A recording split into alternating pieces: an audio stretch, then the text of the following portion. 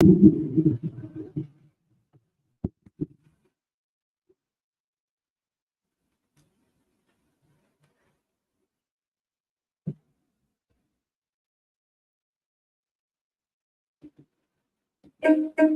a moth. I acquire first name. We're gonna get into this covenant, man. A blood covenant, contractual agreement. The Israelites made with the Most High. Exodus 24, 3 through 8. Check it out yourself. See your end of the bargain with the Most High. Yo, the Most High showed us love. We showed it back in blood. He set us above all nations. Without hesitation, we took the occupation. Not knowing what we was facing, a life and death situation. Feel a joy and elation, faith and patience. Wield my shield against Satan. Embrace the real bro. I get a taste of the steel toe. Nighty night on the pillow. Amalekites are as fake as dildos. And honey's checking out my billboard. But I'm broken busted. Especially when I start to discuss it. The way my people trusting in oppression is straight disgusting. Plant seeds and watch them take root. Get these shoulders popping in the city like it's Beirut. Now get down and grab a share plow. Get to working. Government's telling lies and straight jerking. Church ain't working. Money's hurting. And Satan's lurking. And what's the answer? These niggas acting like babies need to change their pampers. Stop the dirty laundry, close the hamper. Open the word and get fed. I'm dead to the world. Bring the truth of light. Let's get these sheep and herds. Let's get these sheep, y'all. Come on. We live in a world of lies, corrupt cops, and government. Only problem is you loving it. Enter the zone where the loss is prevalent. And don't be hesitant. Recognize the contract with blood covenant. We live in a world of lies, corrupt cops, and government. Only problem is you loving it. Enter the zone where the loss is prevalent. And don't be hesitant. Recognize the contract with blood covenant. I'm back with a vengeance. Take your spleen and appendix and leave the rest for forensics. The work is splendid. My double-S blade is my apprentice. And don't get split. Keep it holy with a military etiquette. Atlantic confusion. We go through persecution. Looking for restitution. Popping shots at each other and needle shooting. And we think the solution is looting. Religion equals mind pollution. Rolling a dog block from the cruising on the Sabbath to get you refusing. And don't get hurt. Stop below, grab the curb at Lamert. And listen to us. The covenant. 24th chapter Exodus. Ash the ashes and dust the dust. In the realm where the heathen get crushed. From the new to the old veterans. And who you claim that you better than? There's no touching the kid. The scraps of Teflon lettering. It's the covenant. Let's go.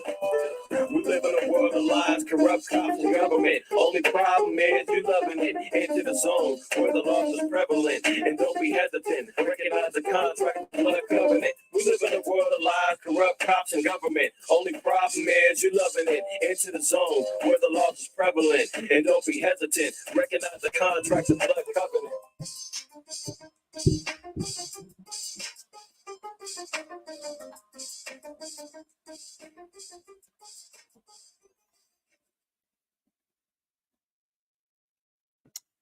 And that's what it is, a blood covenant that we've entered into with the Most High.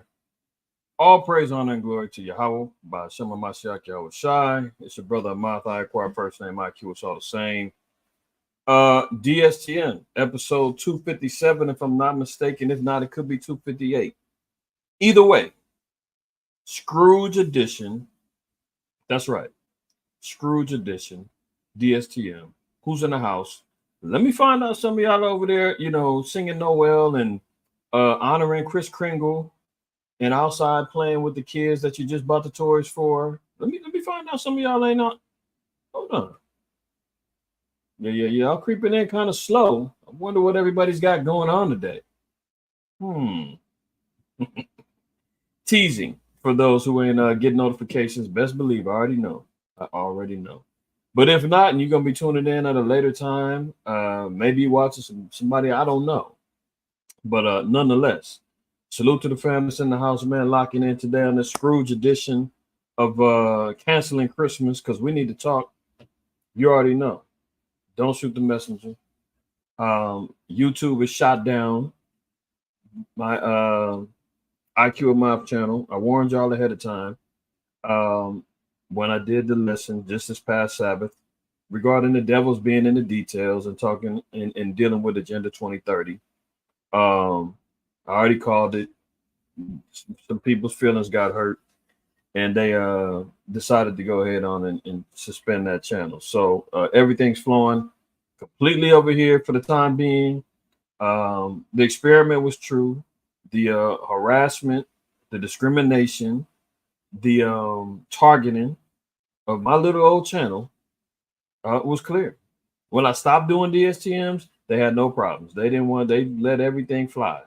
As soon as I started doing it back again, boom, removing the videos off. And now just this past one, they completely suspended the channel. So no surprises there. We already knew that was going to happen, man. But the ball continues to roll.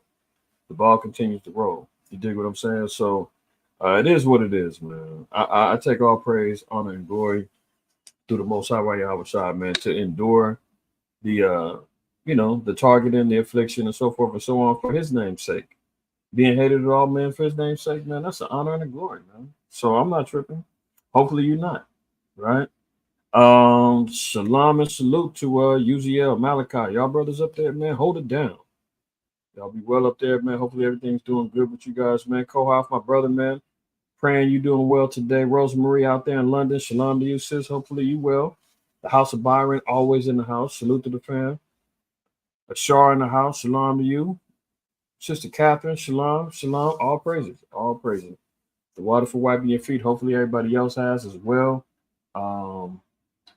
Let me start off with a couple of scriptures, and then we're gonna get to it. Let's oops.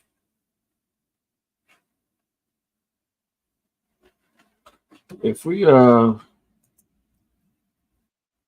don't know about anybody else. I'm sure all a lot of Israelite brothers are experiencing the same things I have. So I'm not trying to act like I'm special or nothing.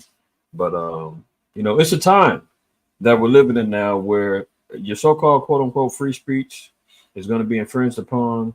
The ability to be able to teach, speak publicly, the truth is going to be restricted. So brothers and sisters, man, cherish the moments that you got now. Cherish the moments that the online platforms provide, because the scriptures tell us it's going to be hidden in the very near future. 2 Ezra 5:1 says, nevertheless, as the tokens, behold, the days shall come that they which dwell upon the earth shall be taken in great number, and the way of truth shall be hidden, and the land shall be barren of faith. So there's going to be a time of great tribulation and turmoil, where the ways of truth is going to be completely hidden and masked. Just like it says in Amos the 8th chapter, I believe in the 7th verse, where it says there's going to be a famine in the land, not of bread and water, but of hearing the word of the Most High. So this ain't our first rodeo regarding having issues with YouTube or whatnot. So discussions are being had about trying to branch off over into the Rumble platform and doing things over there as well, where there may be a little bit more of a free speech type of thing going on over there. Who knows? It's all still part of the beast system. There's really no escaping what the scripture just acknowledged was going to happen, regardless of where we go. However, we still have to continue pushing His word by hook or by crook, as they say, right? So this is the times that we're in right now. Let's look at John the 14th chapter, and let's see. I want to get to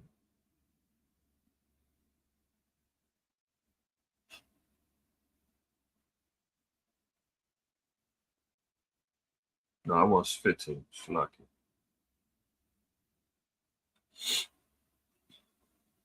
Let's look at 15.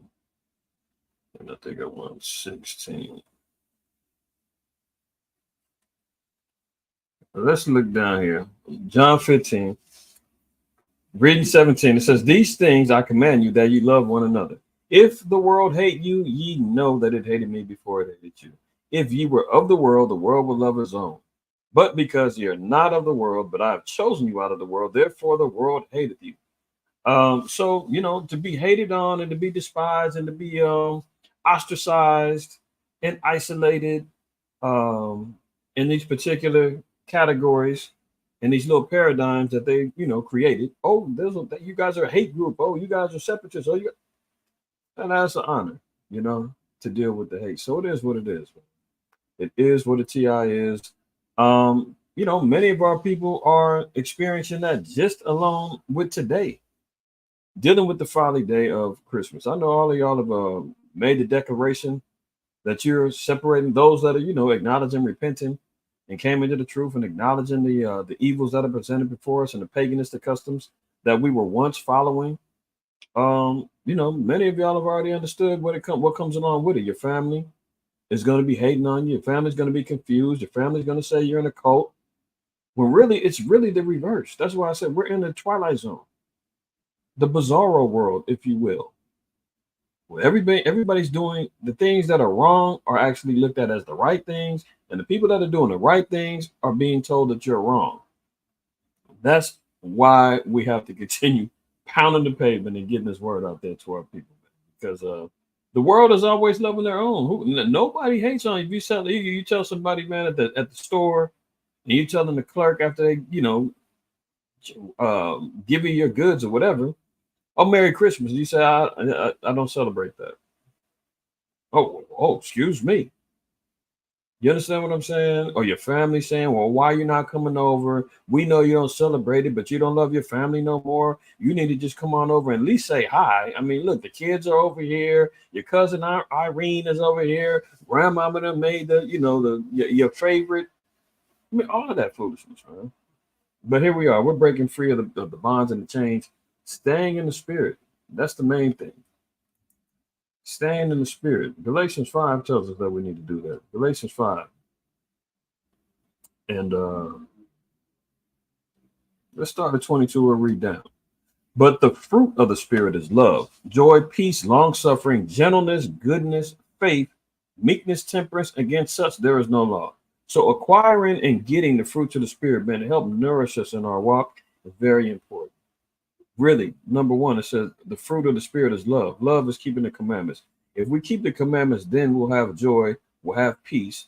We have to endure through long suffering, because once we start keeping the commandments, the sacrifices that need to be made, the purging and the mortifying of our flesh, all of those things come along with long suffering. Suffering along with the witnessing and seeing the things that go on within our community, let alone long suffering, waiting for judgment, waiting for the truth to actually be reigning supreme and being made free from the truth. As we continue to battle these lies out there and battle these folly days and paganistic customs and everything else that comes along with it. See, gentleness, learning how to be more brotherly, more sisterly with one another, coming into the bond of real unity, nation building, gathering ourselves together, O nation not desired, according to Zephaniah 2, right?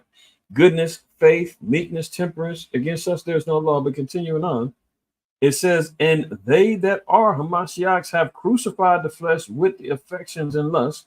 So that's part of the goal, is to continue to crucify and cut off aspects of the flesh. The strongholds that, constantly pin us down. We're in this flesh, man. That's the battle that Paul mentioned. He said, the things that I do, I don't. And the things that I would, I do. I do not. Or vice versa, paraphrasing, right? The battle between the spirit and the flesh is always present. I was in the store earlier last week, and they're already playing all these damn Christmas songs. I mean, I was really getting vexed in my flesh, like, God dang, I got to get the hell out of here. I'm sick of hearing these damn songs. And I'm moving, I'm trying to get up out of there. And of course, there's a long line, and I'm just really like, okay, now I got to really work on some long suffering. But at the same time, here we are going through the motions to cut off those aspects of the flesh. And you know how the programming goes. And y'all know, you leave out the store and the damn songs in your head. And you're like, how does this? But the more repetitive it comes, the more systematic it gets in your brain, the psychological warfare begins, and you're trying to exercise that damn song out your head. All of that stuff goes on. But verse 25 is the key. If we live in the spirit, let us also walk in the spirit.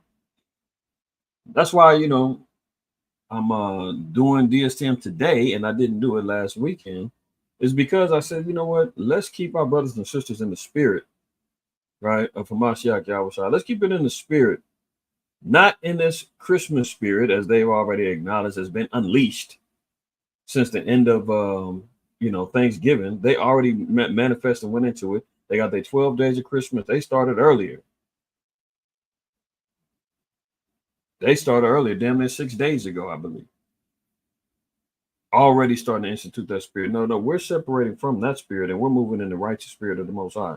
So if we're going to live in the spirit, we got to walk it just like we talk it. It's about live, learning, and applying this word, man. So, I purposefully didn't do DST on this past Shabbat to do it today, to keep everybody in the spirit, man. Just to break free from the monotony of whatever you do to, you might be huddled up in the house or just kind of doing your own thing or whatnot, man. Brothers, hey, turn the game off. Come on over here and check out and stay in the spirit. All right. You'll survive. You will survive, right? So I just wanted to tap on that real quick, man. Make sure everybody's solid on those aspects, right? Who else popped in? Hezekiah, hey, shalom, brother. Hopefully you will, man. Hopefully you will. All right. You know what? Brother Byron, man, all praise, honor, and glory to the Most High, man, because that's what comes down to the sacrifices that we live. Yahweh Shai already told us. We already know. He said, who's my mother? Who's my brother? Those that do the will of my Father. That's my family right there. Luke 14:26, he told us, man, he that hateth not father, mother, brother, sister, wife, children, more than me is not worthy. There's particular sacrifices that come along with this walk. And the world will say, well, you're in a cult. How could you just cut us off like that? Because I love and fear the Most High more than I do you in our relationships. Don't mean that I hate you, meaning to love less. Not with vitriol and with malice. No. The hate in that context means you have to love them less. And that's what ends up happening. We end up losing family members. Family members don't understand what it is to truly fear the Most High. We don't play the church games where we show up and show our teeth and do all that foolishness, man, and clap and pray and shake a tambourine and sing along and get caught up in this emotional whirlwind. If you want to have a little self-esteem pick me up, or you want to go to some feel-good sessions, man, that's what church is there for. But for us, we take the word serious. And that's what the Most High wants. True worshipers to worship him in spirit and in truth, according to John 4:22 down to 24. Right? So yeah, that's what that comes along with the territory, man. I remember being in the truth. And young in the truth, man. There was another brother at the time. He was young in the truth, and he was going through it about all the issues he was having with his family, this, that, and the third, man. And this, this is how brothers were back in the day, man. Brothers just told him, man, welcome to Israel. Like, get over it and suck it up, man. And let's go. But that's how it goes, man. That's how it goes. And Shalom out of died. What's up, my brother? He said he had to repent. Hold on. What'd you say? Had to repent from ever celebrating, just in case it's been a part of my judgment. You never know. Con, that's right. That's right. And hey, believe me, man, and none of us are above reproach, and none of us are above slip, stumbling, and falling, and anybody's candle could get put out. I've seen many a men, great men in the scriptures. I'm talking about personal relationships, not just in the Bible alone, but being in this truth damn near 29 years, I've seen a lot of men who you would think was solid as a rock and would never fall astray and be gone with the wind. So always pray to stay on point. Always stay that the fear of the Lord remains within us, man, and that His Holy Spirit doesn't depart from us, because it can happen. It can happen, man. And then you will find ourselves back into the world, and you saying, what? He's celebrating Christmas? Like, what happened to him? And that's when the judgment can double back and get you. Shalom, Sister Denise, man. All praises. The water for wiping your feet. Hopefully everybody else did too. Man. Believe you me. MOTC and your brother IQAhmath, IQ. We need it over here. We need them likes. We need that support, because they're definitely trying to tear us down over here. They got one down. They're trying to get another one right now. So all the support is necessary and needed, man. Appreciate y'all for real. That's right, Rosemarie. There you go. Right. Let me get one more scripture, and then we're gonna go ahead and get to get to the current events. Let me see. Am I sharing? Nope. Let me do that. Let me get another one in Romans.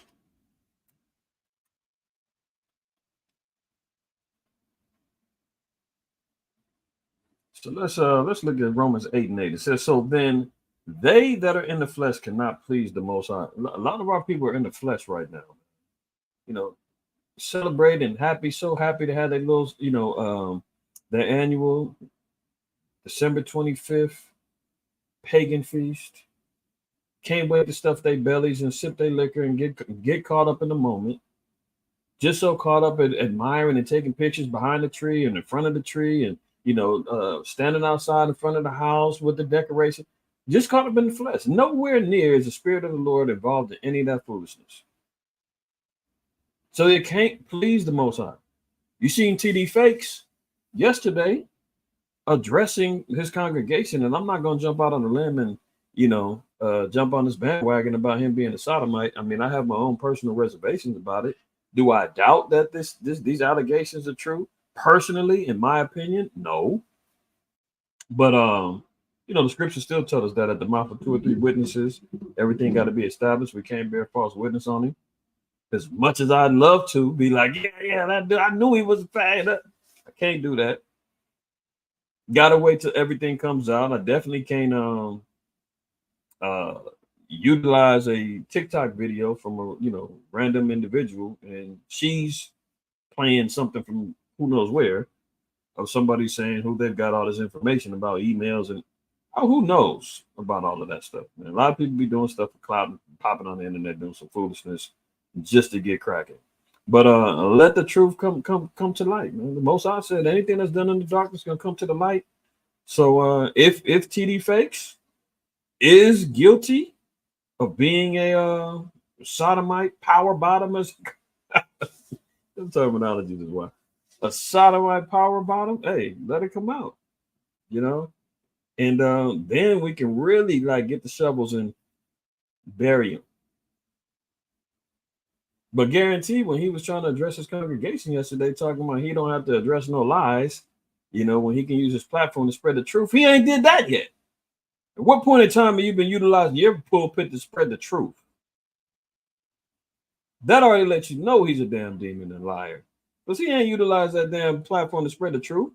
The scriptures tell us in Psalms 119, 142 that the keeping of the law is the truth. At what point in time has he uttered that out of his fat lips? He hasn't.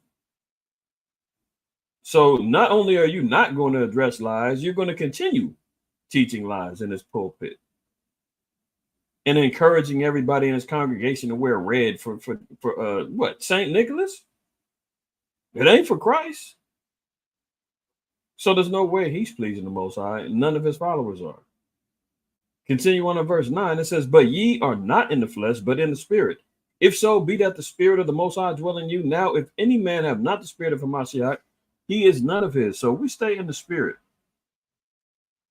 We're staying in the spirit, right? We're not moving after the flesh and after the worldly lust that everybody's caught up in right now.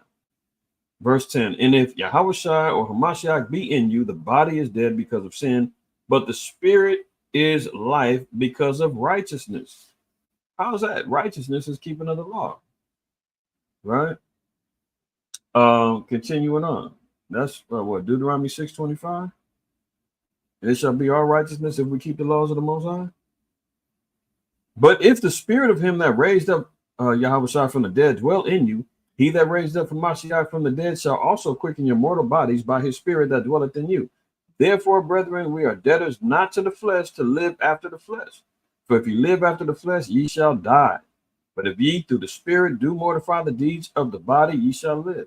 So our job is to constantly make them sacrifices personally with the flesh, the lust, the desires, the strongholds of the mind. All those things we have to constantly endure. We have to constantly examine and start trying to move closer to the spirit. It's a battle daily. It's a battle daily, right? But we got to engage in it and not run from the battle. All right. So let's get to these current events, man. Let's see what we got on deck. Let's see what we got on deck. So I'm going to begin here. This was just a few hours ago. Um, another bombing of a refugee camp in Palestine. Uh, let's look at this and we'll discuss it in a second. We're going to begin in Gaza, where Christmas Eve brought one of the deadliest airstrikes yet for civilians. 11 weeks into the war, it's estimated That you heard what she said, for civilians. So at any point in time, is the UN going to step in and say, hold on, man, this is the second time you done bombed a refugee camp. Civilians are dying. The death toll is at 20,000. We're going to go ahead on and stop this whole thing and enact war crimes, charges of war crimes against the Revelation 2:9 GMO persuasion folks over there handing out the business to the sand. I'm gonna be nice to the Palestinians over there, huh? Are they gonna do that? I don't think so. Clearly, she said they bombed civilians. 11 weeks into the war, it's estimated more than 20,000 people are dead, and the conflict could be expanding. Also overnight, Israel says it hit targets in Lebanon connected to Hezbollah. MTS Tayeb reports from Bethlehem, where celebrations have been canceled this year. A warning, the images are disturbing. Oh, notice they said celebrations have been canceled. What are they celebrating on Christmas Eve? I remember bringing this out a few weeks back, maybe a month or two ago, where they were talking about Christmas is canceled over there. See, this is why they don't need to be over there. They do not need to be over there. Who would have thought? The GMO Jews was over there celebrating Christmas in our land. Ezekiel 36 says, also, thou son of man, prophesy unto the mountains of Israel, and say, ye mountains of Israel, hear the word of Yahweh. Thus saith the Most High Yahweh, because the enemy have said against you, aha, even the ancient high places are ours in possession. So our enemies have now said that they now have taken our land in their possession. This lets you know how we know that the people over there are not the true people, because as we continue reading, we'll find out, well, who were the ancient enemies that took the land from them? Nobody. They're the ones who came up in there with 1948 Balfour Declaration and seized the lands for themselves.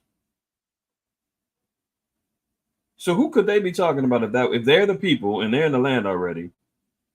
How could they be proclaiming that this happened to them? Continue on. Therefore prophesy and say, thus saith Yahweh Almighty, because they have made you desolate and swallowed up you on every side, that ye might be a possession unto the residue of the heathen, and ye are taken up in the lips of talkers and are an infamy of the people. When were they taken up by the residue of the heathen? And ye are taken up in the lips of talkers, are in the infamy of the people. Continuing on, it says, therefore, ye mountains of Israel, hear the word of Yahweh. Thus saith Yahweh to the mountains, and to the hills, and to the rivers, and to the valleys, and to the desolate wastes, and to the cities that are forsaken, which become a prey and derision to the residue of the heathen that are round about. Therefore, thus saith the Most High, surely in the fire of my jealousy have I spoken against the residue of the heathen and against all Idumea. So you got the residue of the heathen, the Palestinians over there in our land, and you've got Idumea, the Edomites, branches off of them, which is the fake Israelites. Let's put it that way. I gotta really be careful, man. Over there, which have appointed my land into their possession, with the joy of all their heart and with the spiteful minds to cast it out for a prey. So they've taken land via, again, the Balfour Declaration into their possession with the joy of all their heart. They're over there celebrating, having gay parades, celebrating Christmas. They're doing all kind of abominable works in our land, right? Indiscriminately bombing. You know, the Most High said he hates those that shed innocent blood. They're over there spilling blood left and right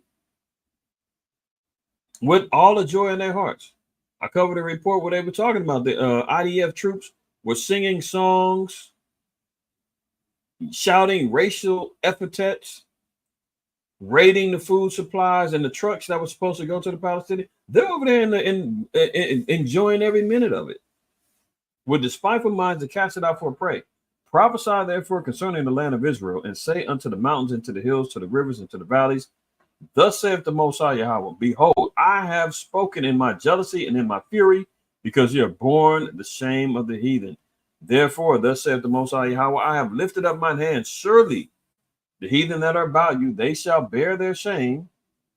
But ye, O mountains of Israel, ye shall shoot forth your branches and yield your fruit to my people of Israel, for they are at hand to come. So they ain't there yet. For behold, I am for you, and I will turn unto you, and ye shall be tilled and sown.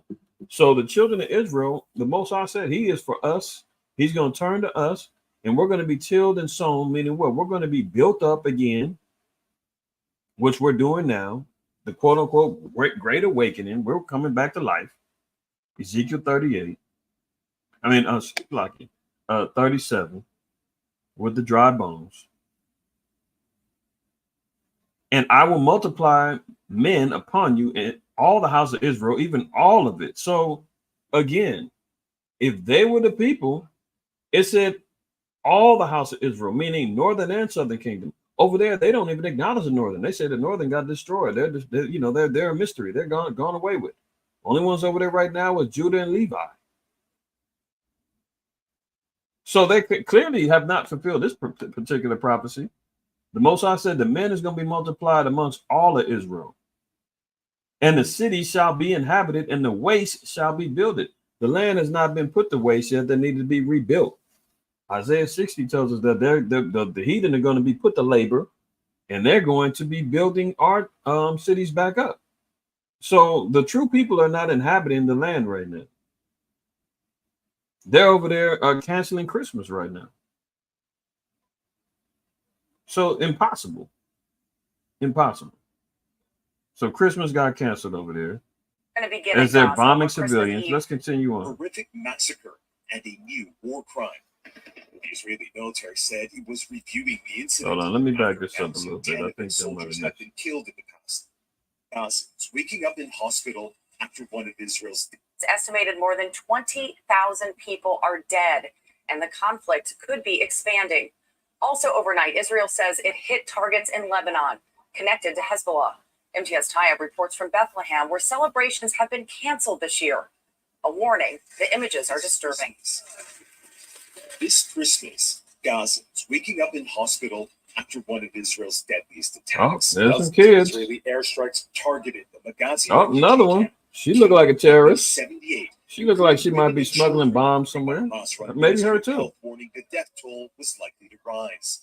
In a statement, Hamas called the airstrike a horrific massacre and a new war crime. The Israeli military said it was reviewing the incident after announcing 10 of its soldiers had been killed in the past day and 5 killed the previous day.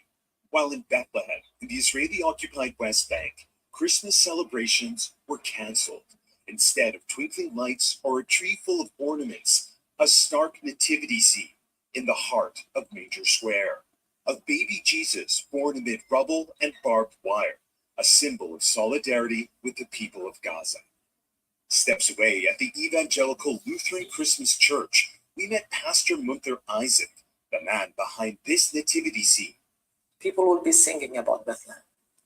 People will be reading about Bethlehem. And as I said, I hope they remember Bethlehem is a real place in Palestine today that is calling and crying out for justice. What is your wish? Enough of these heathens, man. Clearly, they done took over. They got the damn Catholic Church over there, crosses all over the place, complete filled with idols. This is why the Most High said the place needs to be bombed. It needs to be completely purged and rebuilt. And it's going to be on the backs of those people, man. Let's continue on. Let's continue. For CBS Morning. Trying to see why is this thing not moving.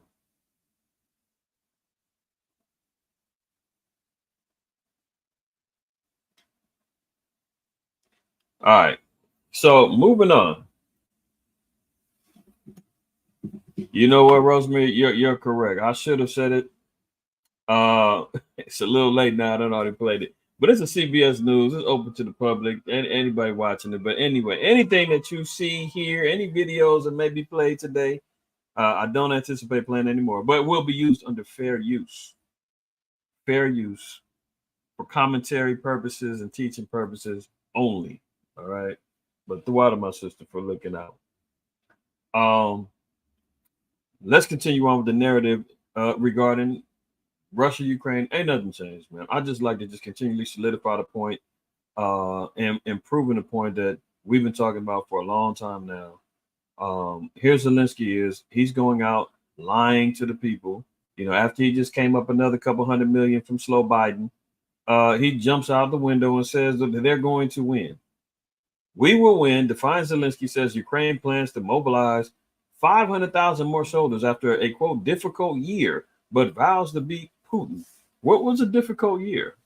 They be getting their A double dollar signs whooped. That thing is over with, man. But he wants to continually portray this whole thing like they're over there fighting to the end, their last, their last end. 500,000 more soldiers. Where are they getting them from? But you know, they enacted the draft over there. They had to draft more bodies, man. They scooping up Vladimir, that's been hiding underneath his bed. 50-year-old Vladimir, they pulling him out the bed, telling him, come on, you got to fight, man. We're down to our last. You know, they got 18-year-old Igor. They telling him, hey, man, you just got out of school. So what? Suit up. We need you. That's what's going on over there. Indeed. The Ukrainian president tonight held an unexpected press conference to discuss the state of the war and strategies of the new year. Zelensky kicked off his address by stating this is a difficult year that is coming to an end. Yeah, tell us something we don't know. So he's saying he's going to give 450 to 500,000 men drafted. But check this out. Here's the next one. Ukraine's frontline troops are getting older. Physically, I can't handle this. You see what I'm saying? Like they look. 3 recruitment officials accosted the stocky, gray-haired 47-year-old outside the barbershop in a small hometown. I'm not BSing what I'm saying. They out there getting dudes in their 40s and 50s saying, we need you to come fight. Corruption and fear are hindering an effort to rebuild an army. During a break from fighting the Russians, an avuncular rifleman recalled how he was going for a haircut one day when he was press ganged into joining the Ukrainian army. They are so desperate out there, man, they scooping at anybody that they can. Cat said, man, he just went to go get a haircut, man, and they came in and punked him and told him, you going to war. 3 recruitment officials accosted the stocky, gray-haired 47-year-old outside the barbershop in his small hometown, ordered him to get in a car and detained him for 2 days in a dark room at the local draft center until he had signed up. He said he got his haircut at the training camp. But this is why Zelensky's saying, hey, don't worry, we're going to win. How are you going to win and you dragging a 47-year-old man out the barbershop and say, man, suit up? No skills, no knowledge, no desire to fight. And you telling them, man, go out there, man, we need you to die for your country. Good luck with that, man. Good luck with that. So we see where that part of the war is going at, man. They drafting any Joe Schmo they can, man, and hoping that they can, get some more lives put to death. It is what it is, man. Let the heathen man kill themselves off. That's what I say, man. Make our job easier. Slim down the numbers, so you dig what I'm saying? It is what it is. Continuing on, North Korea's dictator Kim Jong-un sends a dire threat. We will nuke America if it makes a wrong decision. More nuke talk going on from Kim Jong-un. We've seen he's made threats against South Korea, Japan. He's been riding on America of late. We know that he's pledged his allegiance to Putin in Russia. So he's still out making, as of right now, they're idle threats. A lot of saber rattling be going on amongst these, these nations right now. But he's out there saying, man, he's going to nuke America if America makes the wrong move. In regards to their stance between them and South Korea. So, North Korean Communist leader Kim Jong-un announced via state media on Wednesday that firing an intercontinental ballistic missile was essential to clearly show what action the DPRK, or North Korea, has been prepared and what option the DPRK would take when Washington makes a wrong decision against it. King's comments were paraphrased in an article by the Korean Central News Agency, the main propaganda channel of the North Korean government. Any news outlets or media not under state control are prohibited in North Korea. So North Korea is out making big threats, right?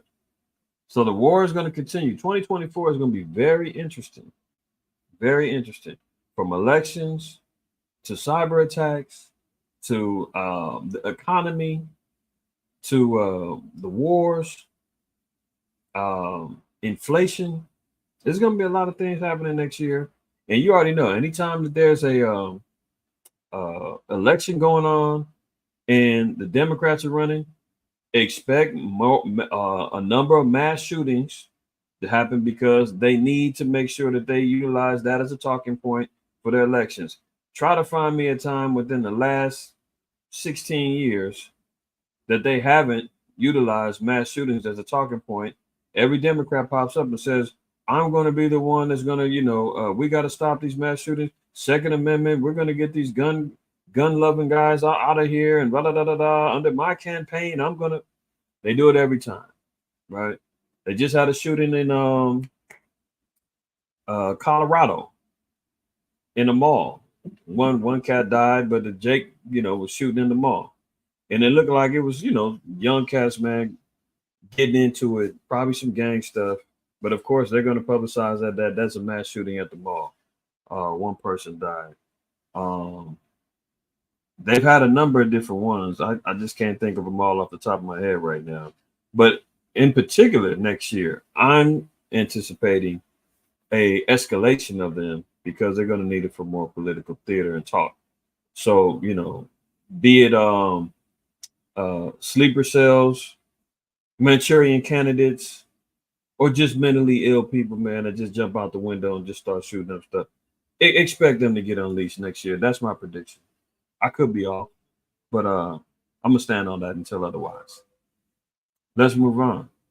Russia loads a new ICBM into a silo south of Moscow. So Russia's constantly still lining up more ICBMs into their silos, preparing for launching in the event that they need to, really get loose.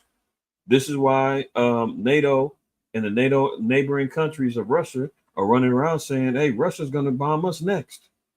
We need to assemble to get World War III cracking. But he's getting ready and preparing for them. They're the ones that keep talking about, we need to armor up. We need to shore our borders like in Poland. And then one of them other stand countries, I forgot which other stand it was. But they're all, loading up, talking about how they need to get ready because they may need to go on the offensive because the rumor is Russia's coming for them next. So he's loading up continually, right? So that's another thing we need to pay attention to for next year. So-called next year. Look, Pentagon announces a new international mission to counterattacks on commercial vessels in the Red Sea. The U.S. and a host of other nations are creating a new force to protect ships transiting the Red Sea that have come under attack by drones and ballistic missiles fired from Houthi-controlled areas of Yemen, Defense Secretary Lloyd Austin announced Tuesday in Bahrain. So you've got the Red Sea, the Mediterranean are all highly used seas for imports and exports. The different canals that are being used to bring in oil, food supplies, things of that nature are all being threatened. Iran currently just came out and said that they're getting ready to shut down, or they're considering shutting down the Mediterranean, banning all ships if America continues on with its allegiance with the Israelis. The Houthis are out there doing their drone attacks. And really, if you're looking at it from the balance of who's winning, you got to kind of say that the Houthis and them are winning because America's spending millions of dollars with each missile that they use to take down these drones. If we're just looking at it from an economic standpoint and a firepower standpoint, America's exhausting more missiles in millions for some drones. So, whether America's just being extreme in their approach by utilizing these missiles, or that's the only defense that they got, either way, it's looking bad over there in regards to the Straits of Gibraltar over there and the Mediterranean and the Red Sea and the different canals that are being used. That area in the so-called Middle East is going to be hit up with a lot of supply chain issues, and things that come from there that may be utilized in other parts of the world is going to get hit with supply chain issues if they continually have issues over here in the sea. So the Pentagon is trying to, get up this whole new counterattack, which we're going to look at in a second, to try to stop, these attacks that's happening. And Iran came out and said that they're getting ready to, they're considering shutting down the, I don't think I have it on here, but let me see.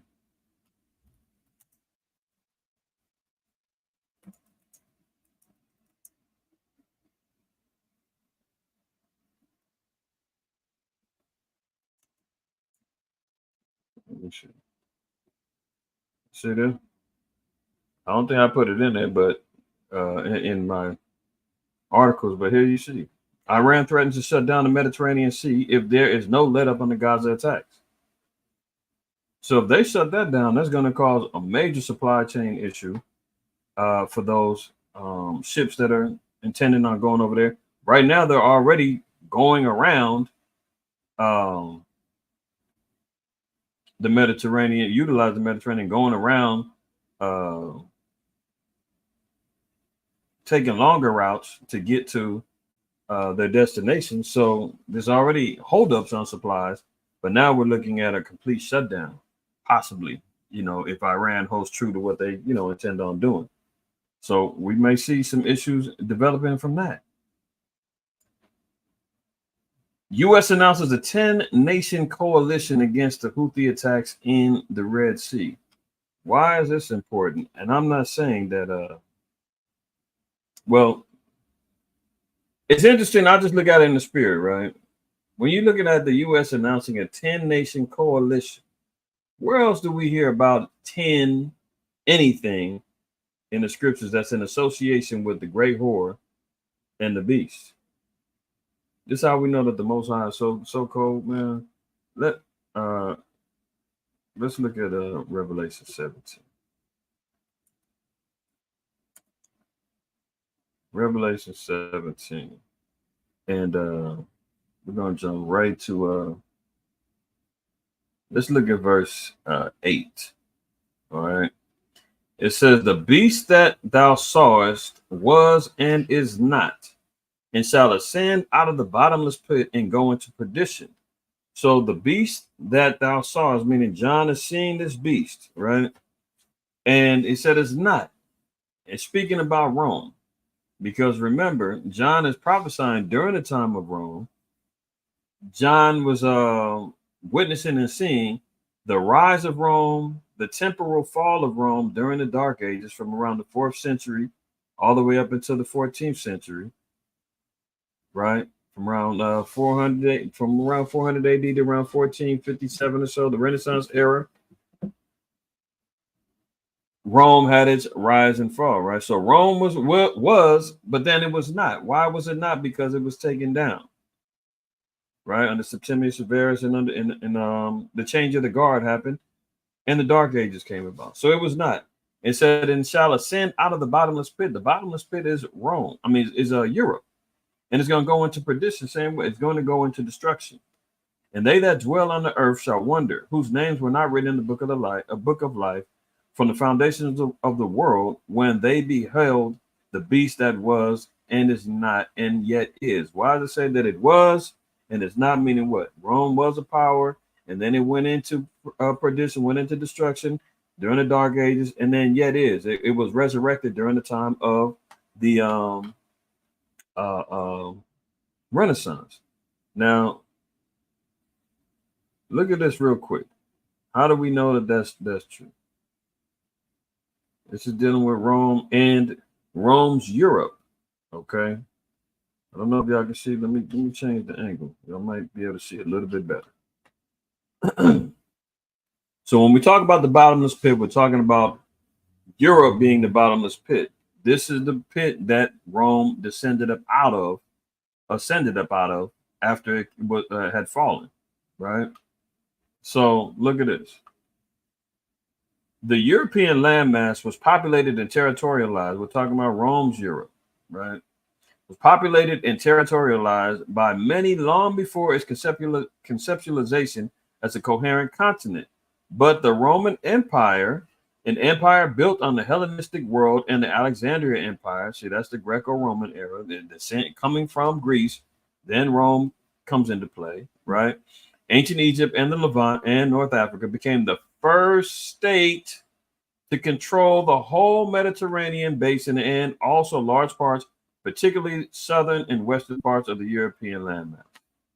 Okay, so when we're talking about Rome coming up out of the bottomless pit, that's where you see Rome is the first to start controlling both parts of southern Europe and that landmass. They started coming back into power.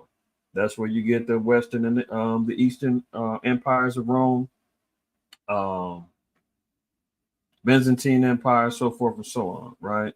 This historic prominence in the Mediterranean basin in Europe has been invoked by states that came after it, claiming succession to Rome, authority into legitimate their rule over lands throughout the former Roman ecumeny. And therefore also in Europe, particularly in Western Europe, the lands of the later Western Roman Empire of Latin Rome.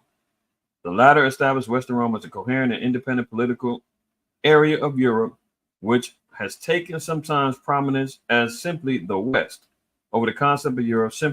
Similarly, the other concepts for Europe as a coherent political space between the using such example of Phrygistan. But here you see also the fall of the Western Roman Empire, 476. That's why we talked about it in the 4th century. They had a fall, right? But just to show that part that Rome came up and established Europe, or had its ascending out of Europe after its fall. Okay, so that's the beast that was and is not, right? And yet is, because what is it going to come up? It's going to come up through that Renaissance period. America is going to come up out of there based after the structure of Rome or the prototype of Rome. So continuing on, I'm getting to a point here because I know that the article said that the U.S. is establishing a 10-nation coalition against these Houthi attacks. So we got to get the 10 though. How did we get to the understanding of the 10? So continuing on, it says, here is the mind which hath wisdom, on which the woman sitteth. Now the mountains are a similitude for a nation or a kingdom. Let's look at Hosea 12 real quick. Hosea 12 and 10. It says, I have also spoken by the prophets, and I have multiplied visions and used similitudes by the ministry of the prophet. A similitude is like a metaphor, right? A parable. It's not literal, but the symbolizations that are utilized to establish a point. So when you're hearing about these mountains, it's not talking about literal mountains, but it's talking about nations or powers. Let me get another precept to kind of show that. Isaiah 2:2 says, and it shall come to pass in the last days that the mountain of the Lord's house, see, the mountain is being used as what? A similitude of the Lord's house. The Lord's house is the house of Israel. Where the mountain? Mount Zion, right? Shall be established in the top of the mountains, and shall be exalted above the hills, and all nations shall flow unto it. So the hills are the lesser nations. All of them are going to flow unto the greatest mountain, which is the Lord's house, the children of Israel, right? So when we go back into Revelation 17, it's saying the 7 heads or 7 mountains, meaning what? 7 kingdoms on which the woman sitteth. The woman is the great whore. America. Now it's sat and it's been established via these particular kingdoms. This is why we see here in verse 10. And there are 7 kings, 5 are fallen, and 1 is. So when we're talking about these particular 7 kingdoms, these, and there's really 8 altogether. We'll talk about all of them, right? It says 7 kingdoms, 5 are fallen. So all stem from Rome, which is one of the kingdoms. All established by the so-called white man. This is part of the whole red dragon beast system. They're all part of the one fold, right? So 5 are fallen and 1 is, and the other is not yet come. And when he cometh, he must continue a short space. So when we're looking at all of the particular kings that stem from Edomite rule based upon kingdomship, we're talking about Greece, Spain, France, Germany, Great Britain, right? Those are 5. You got Rome, Greece, Spain, France, Germany. Then you also have Russia and Great Britain. That's 7, right? So 5 of them will previously be destroyed and be fallen. And it says, and the other is not yet come. So when we're looking at the 5, we're looking at Greece, Spain, France, Germany, Russia. That's 5. Now remember, John is still prophesying during the time of Rome. So he's seeing the falling of the predecessors coming up out of this system. It says 1 and the other hadn't came yet, which is Great Britain. And when he cometh, he must continue for a short space. They're going to continue on, right? And the beast that was and is not, speaking about Rome. So now we're seeing the 6, Great Britain being the 7th. Even he is the 8th. The 8th is America and is of the 7. So America descends out of this Roman Empire, which produced all of these other kings. And America is the 8th. And it also was going to go into perdition, meaning what? Destruction. So we're seeing the whole conglomerate of Edomite rule and kingship.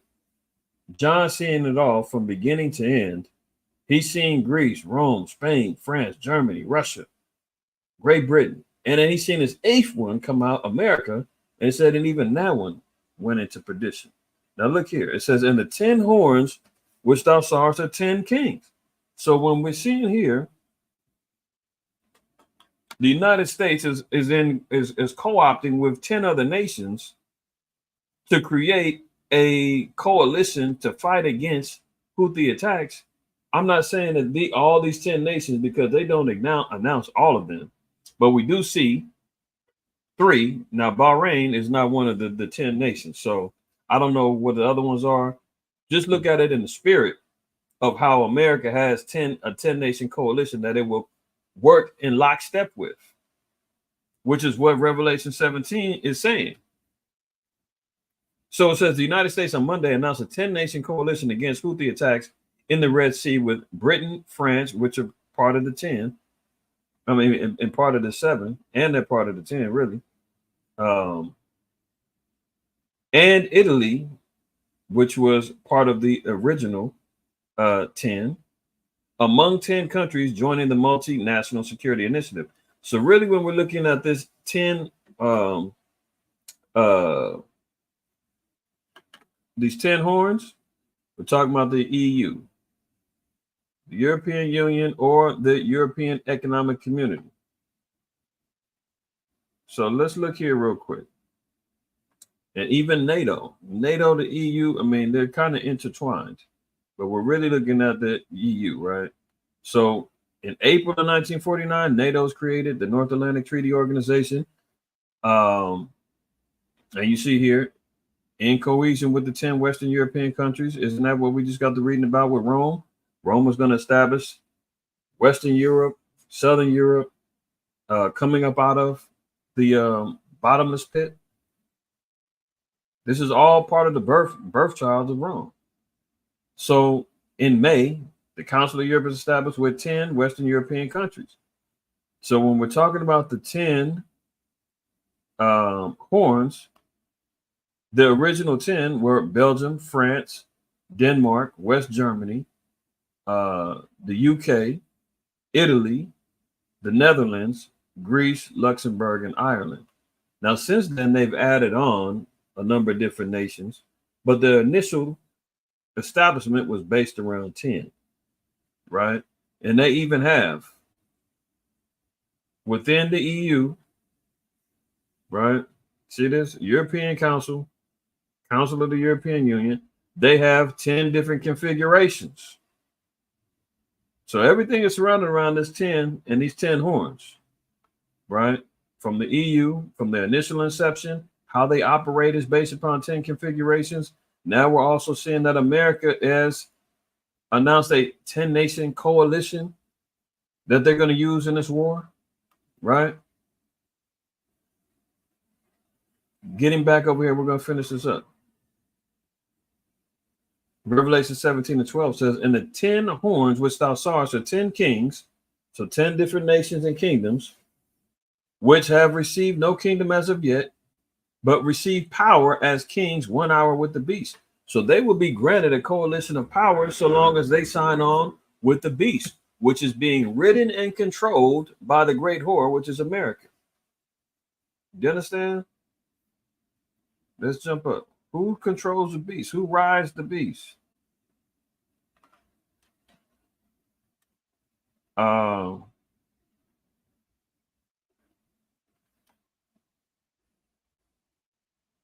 Let's see. There you go. Jumping up to verse 4. It says, and the woman was arrayed in purple and scarlet and decked with gold and precious stones and pearls, having a golden cup in her hand, full of abominations and filthiness of her fornication.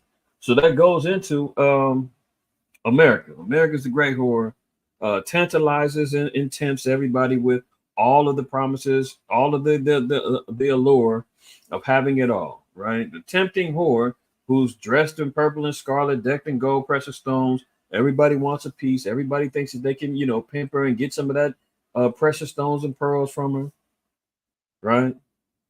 Verse 5. And upon her head was a name written, Mystery Babylon the Great, the mother of harlots and abominations of the earth.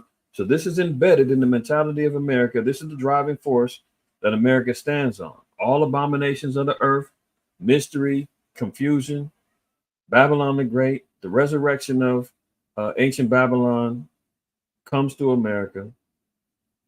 Verse 6, it says, and I saw the woman drunken with the blood of the saints and with the blood of the martyrs of Hamashiach Yahushua. And when I saw her, I wondered with great admiration. So John is witnessing, he's seeing all of the abominations that they've committed and the death of the saints has happened. Drunken with the blood of the saints. Let me give one scripture in Habakkuk.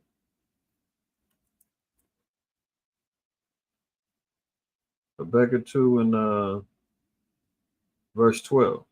It says, woe to him that buildeth a town with blood and establisheth a city by iniquity.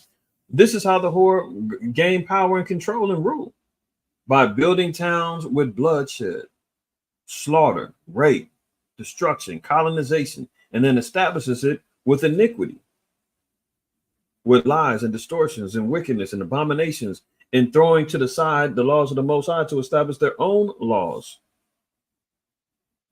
which they want to be superseded above any and everything else.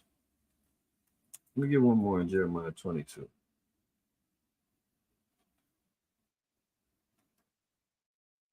Woe unto him that buildeth his house by unrighteousness, and his chambers by wrong, that useth his neighbor's service without wages, and giveth him not for his work. I mean, on the blood, sweat, and tears, America was established and built on the backs of the Native Americans, on the backs of the so-called blacks, on the backs of the maroon societies in the West Indies, the destruction of the Arawak Indians and the Taino Indians, the destruction of the Aztec and the Inca, the Mayan civilizations. I mean, he's done it all. Built up everything, stolen all kind of inventions from us, slapped patents on it and said, no, it's mine now because legally I own the rights of it. You didn't file the paperwork to get it.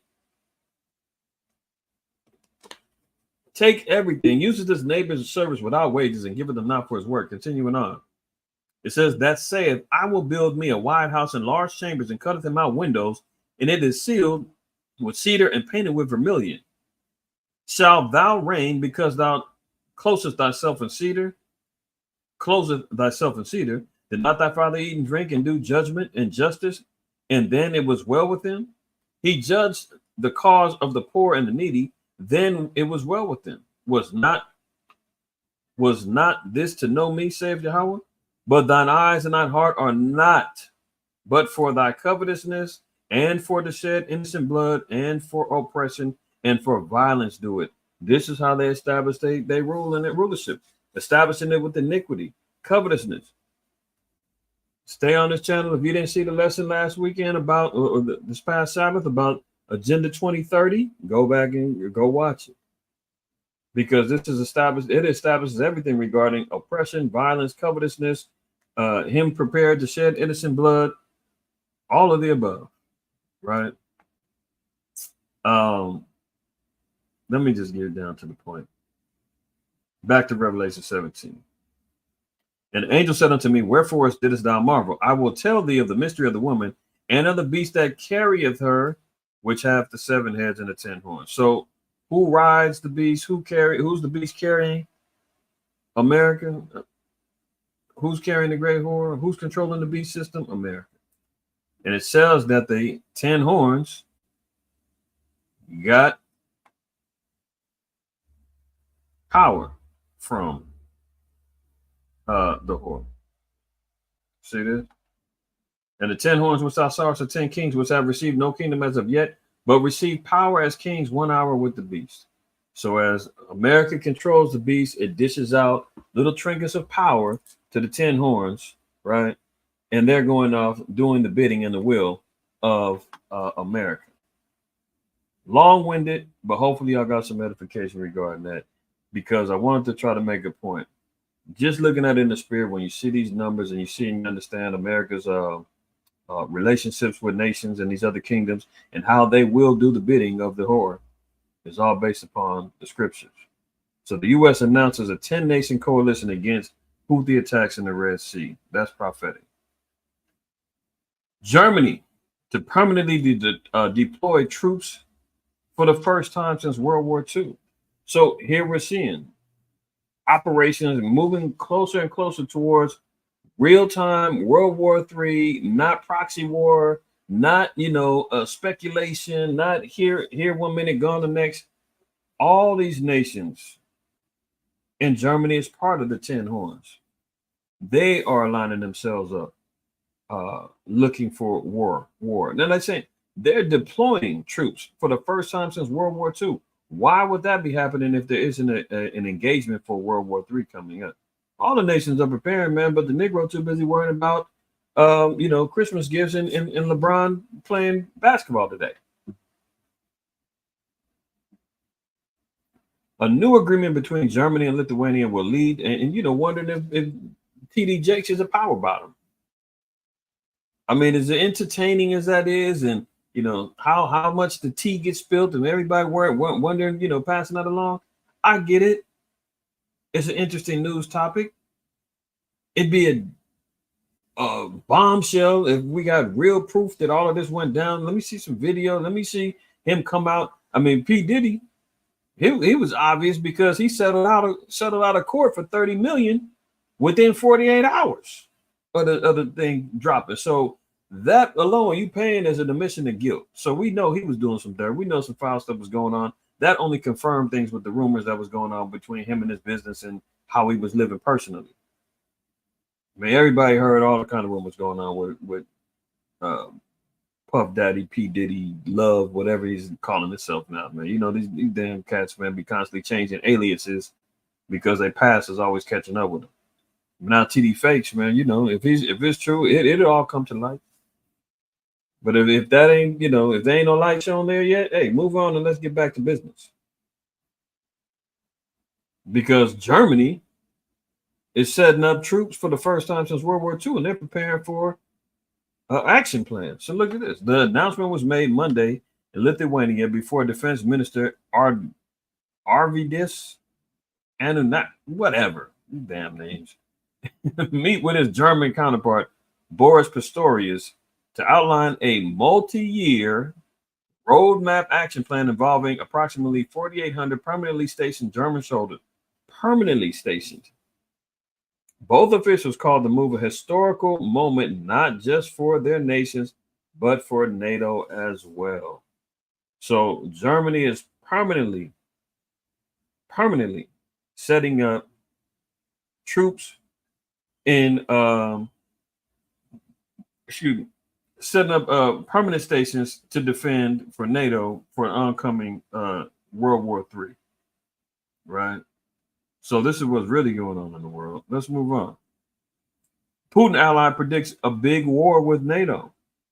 So here we're seeing all of these things is all coming out. The inevitable. Kremlin propagandist Vladimir Solovyov said that cooperation between NATO members shows that the West is preparing for war with Russia. So when he's talking about all the cooperation, we just got to seeing the 10 nations that's coming together, you know, to stop the Houthi attacks. We've been hearing about what's going on with, you know, the NATO countries that's all shoring up their defenses. All of the propaganda that's been coming out about after Ukraine is over with, Russia's coming for Eastern Europe. So they're all moving with the same accord that a greater war is getting ready to take place. You understand? So one of Putin's allies saying, hey, a big war is getting ready to go down between NATO and Russia. We know next year, shoot, according to Esau's calendar, and within the next week, the BRICS economies is going to be making major changes as all of those nations that were supposed to be coming along for the ride, that signed on, that got approval, from Saudi Arabia to Iran to who else was it? I think Argentina, Egypt, I think. There were 6 nations that just signed on for the BRICS and they got approval. They starting ASAP, January. And they've all broken away from the petrodollar. They're not using the dollar anymore to buy oil. All of them are breaking free and saying we don't need that dollar anymore, which is going to weaken the dollar's value throughout world economies, which means our dollars are going to have a deflationary value. So lots going to be changing come next year. And they're talking about war happening. Right? Look at this. The rise of forever renters. This is just another article I just seen over this weekend that just goes along with what I was talking about with Agenda 2030. And all part of that whole lesson. Right? The one that YouTube say, take that off and suspend the channel. Well, fortunately, it still lives. you know where to find it. I ain't gonna say nothing else because I don't want them looking further over here. But again, the rise of forever renters. Today, about 1,000 people have said they'd like to rent a 32 luxury apartments built inside the factory's original walls for $950 or $3,600 a month. They're talking about a commercial property that they were developing and building into small little apartments.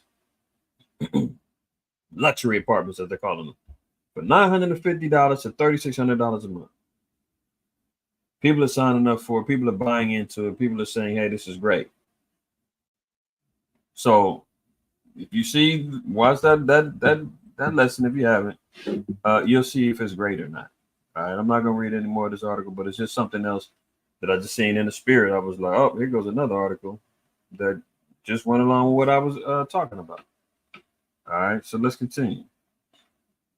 Now, here we go. Them Arabs try to kill me. Now, this is coming from a black woman, so-called black woman, who wanted to hold hands and wanted to rush along with the anti-Israel, pro-Israel protests with her blonde wig on. Them Arabs try to kill me. Anti-Israel mob storms Michigan Democrat Christmas party, leaving black activists with 2 black eyes and a bloody nose.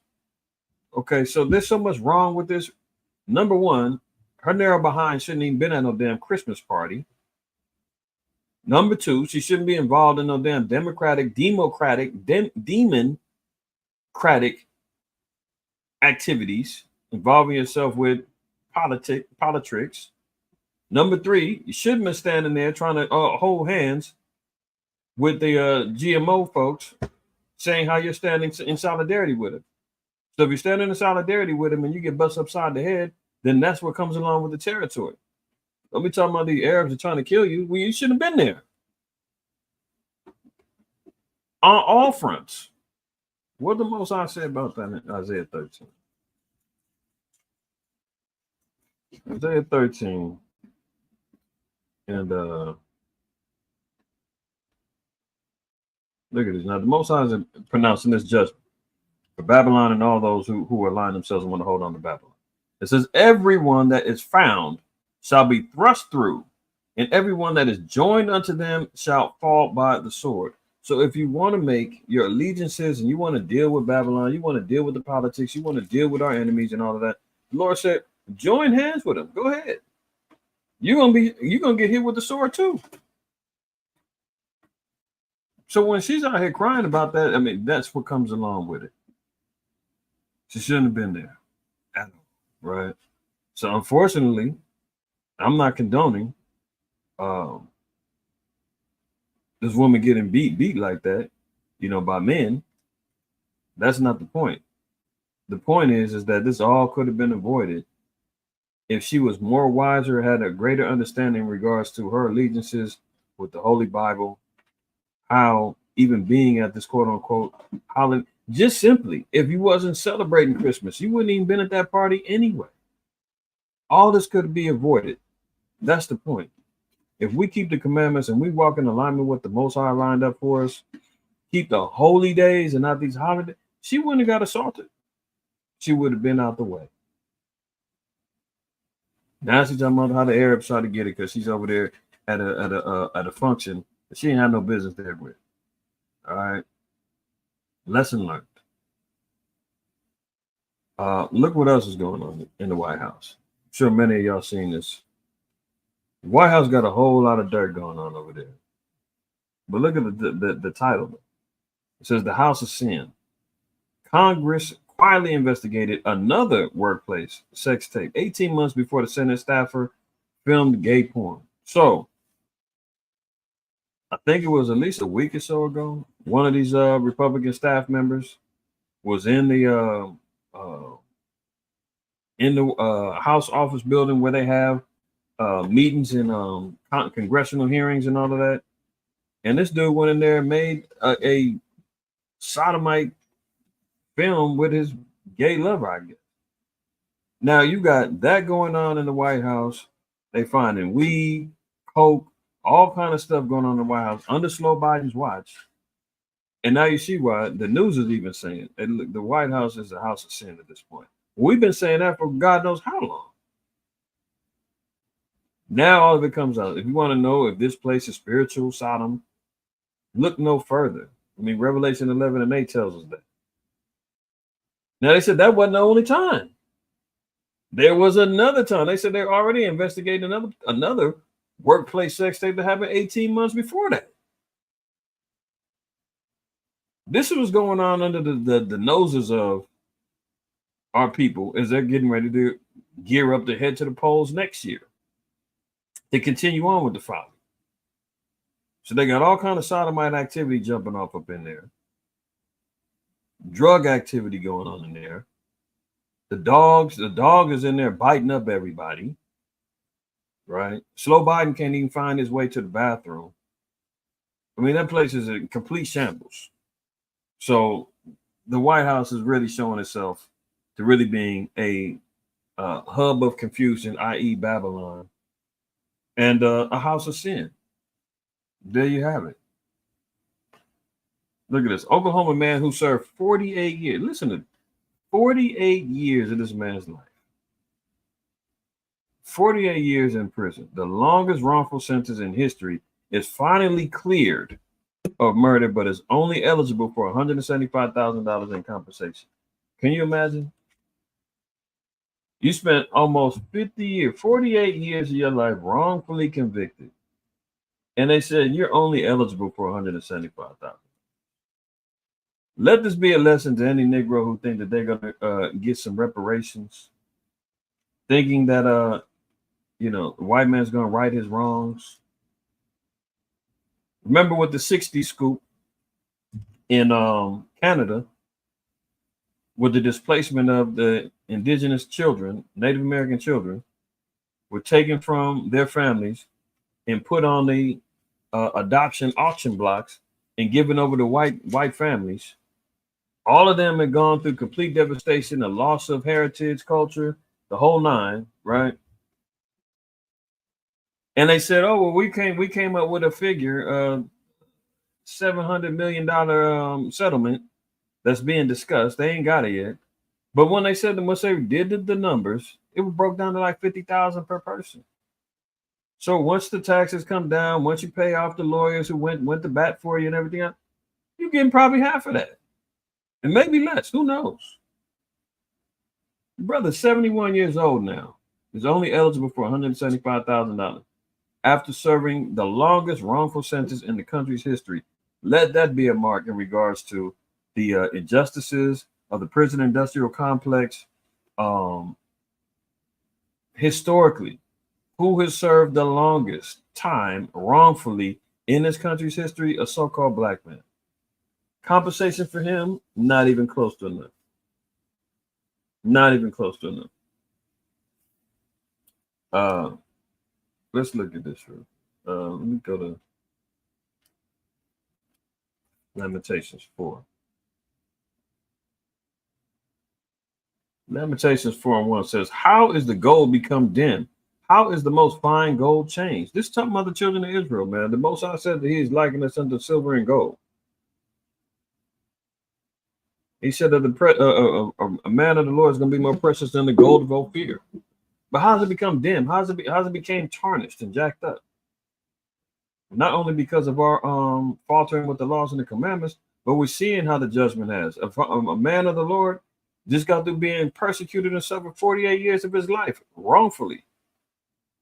And then they're going to give him some chump change at 71? Come on, man. How is the most fine gold changed? The stones of the sanctuary are poured out in the top of every street. The precious sons of Zion, comparable to fine gold, how are they esteemed as earthen pitchers, the work of the hands of the potter? You see that?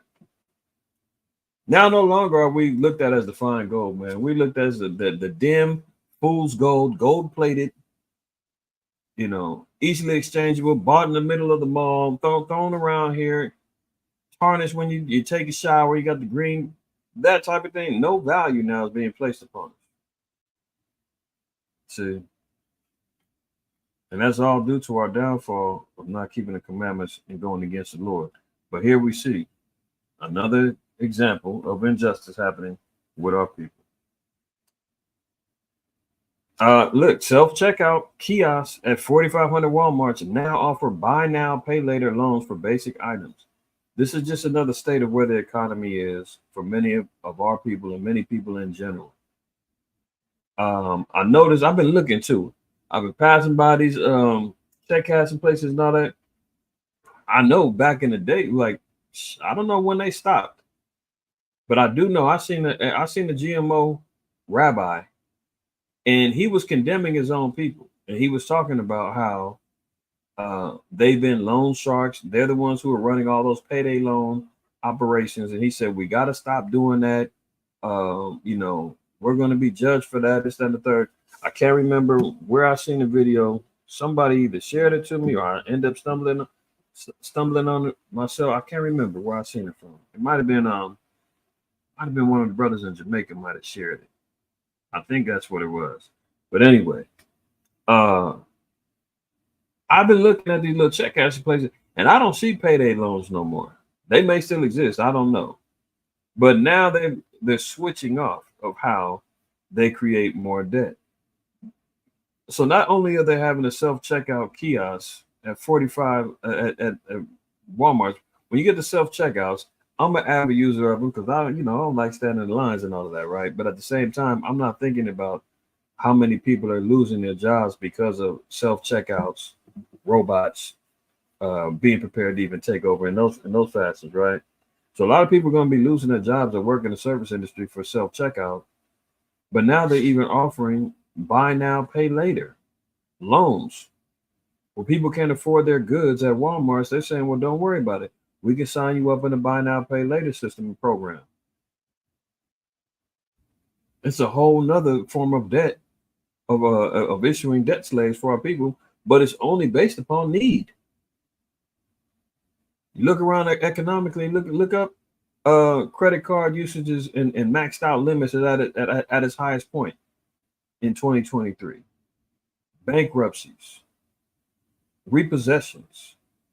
I mean, and it's not getting nowhere. There's not going to be some windfall of cash and no pot of gold at the end of the rainbow that people are all of a sudden going to come into. Don't look for another stimulus. They're looking to collapse and break down everything so that they can come back, buy up everything that we had, pennies on the dollar, man, and force everybody into, a new form of living system. Let's put it that way. Which again was covered in the Agenda 2030 Devils in the Details lesson. Buy now, pay later. Loans surged in popularity during Black Friday and Cyber Monday.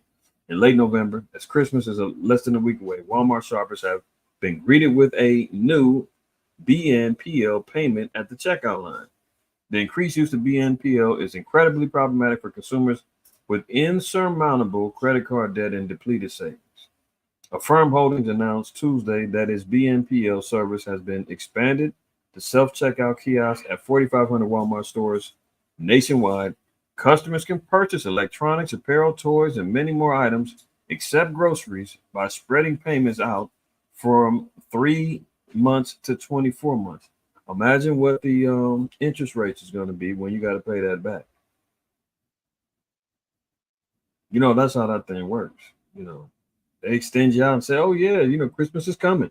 You got to get the flat screen. Make sure the kids got the PS5s. Make sure you get all the, And because you're quote unquote in the spirit, and you don't want to be the bah humbug of the household, we're just going in debt, man. We're gonna buy it. I'll be able to pay it off in 2-3 months.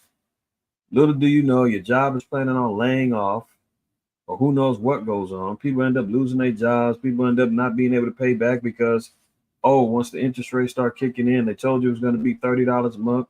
After 3 months, 4 months, whatever, all of a sudden now you're paying $60-something. You know how that works. Everybody got a credit card. You start off with your minimum payment is $29 a month before you know you're paying $150 a month. All based upon the interest rates, man. It's going up, skyrocketing. They're gonna do the same thing, man, setting everybody up. You never get out of debt, and it just sounds good in the moment. You can buy all the things but your food, because your food we need that's got to come through EBT and SNAP. If you ain't got that, well, use your credit card to buy your food. So now you got double the debt. But this is where a lot of people are going because they just said depleted savings, credit cards is maxed out, or got high debt, and they're like, "Oh, we don't want to charge this card up no more. Can't use this card. This one's maxed out too. This one, well, let me go ahead on and just get this buy now, pay later, man. Get addicted to credit."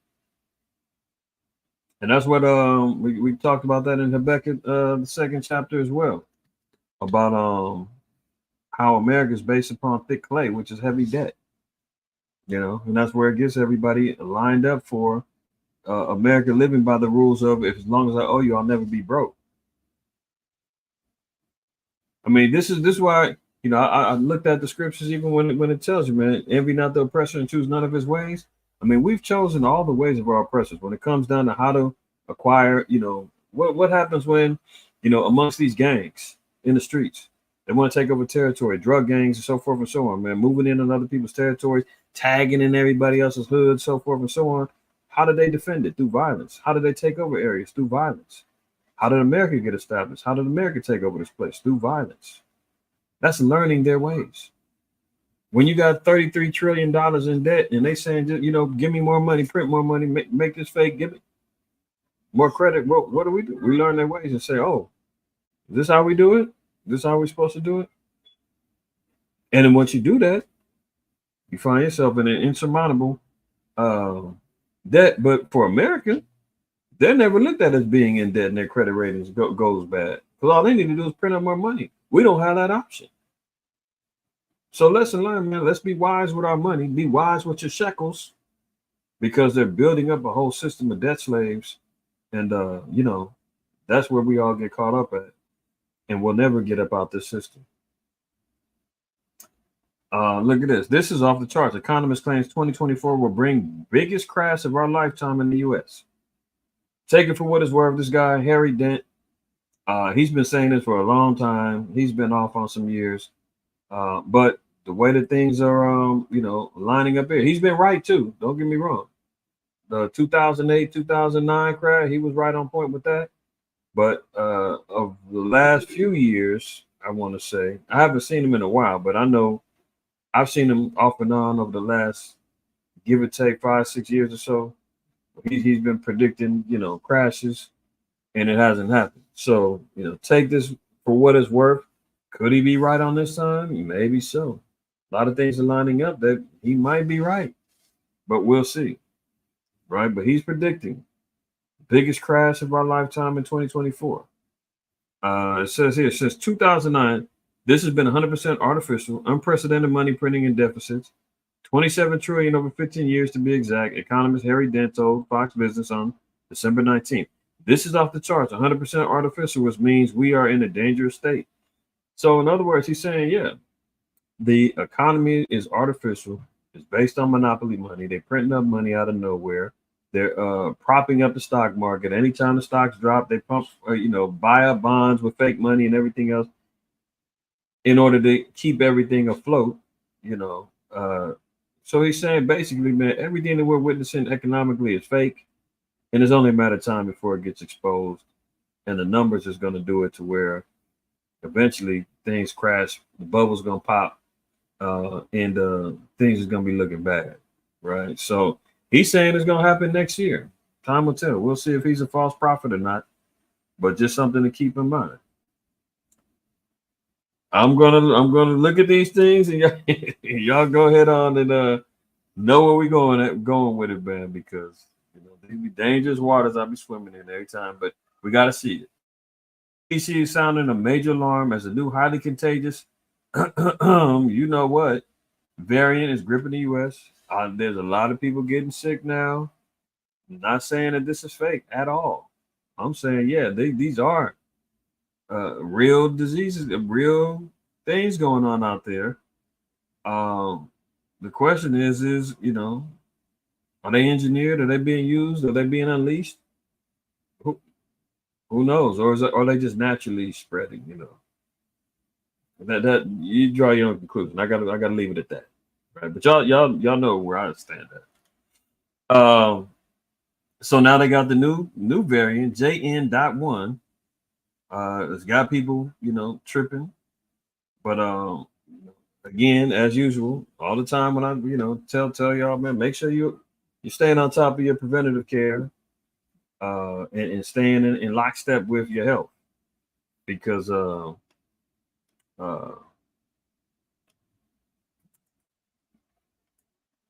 and I'm speaking to you as much as I'm speaking to myself, as much as I'm speaking to y'all. Let's read this Sirach 30. Sirach 30 and 15 says, health and good estate of body are above all gold, and a strong body above infinite wealth. So like I said, I'm speaking to myself as much as I'm speaking to y'all.